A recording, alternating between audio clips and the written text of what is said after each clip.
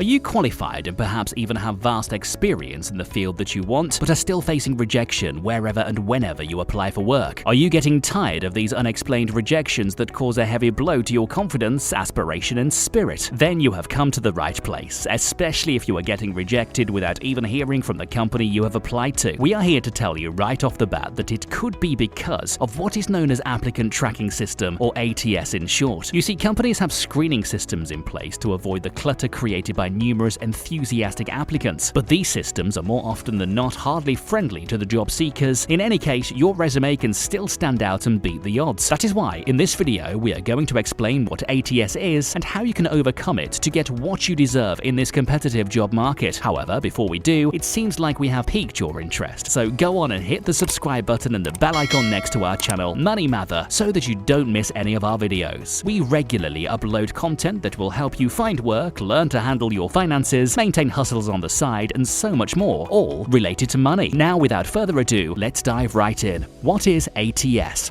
ATS stands for Applicant Tracking System. It is a software used by employers and recruiters to streamline the hiring process, or rather phase 1 of the hiring process. The software collects, scans, sorts, and ranks the job applicants based on the openings. It was initially created and deployed by large companies that received several thousand job applications on a weekly or monthly basis. In fact, according to a 2019 report that was published by JobScan, 99% of Fortune 500 companies use applicant tracking systems. However, today, it seems to have become commonplace for companies of all tiers and sectors. According to a report released by ZipJob, over 95% of large companies and more than half of mid-sized companies are using ATS in their recruitment processes, and they are doing so for very good reasons. ATS can save time and drastically reduce the need for manpower that is required to process these applications, and they have the additional perk of being non-discriminatory. At least they are better than humans. Some studies have shown that they are so effective that they eliminate over 70% of the applications. Imagine the hours that would be spent otherwise by recruiters and the massive expense that the companies would incur for paying these recruiters, who may be in-house or outsourced. In any case, while it may be true that the rejected applications never even meet the eyes of any person in the company, it does not mean that it goes unread. How does it work?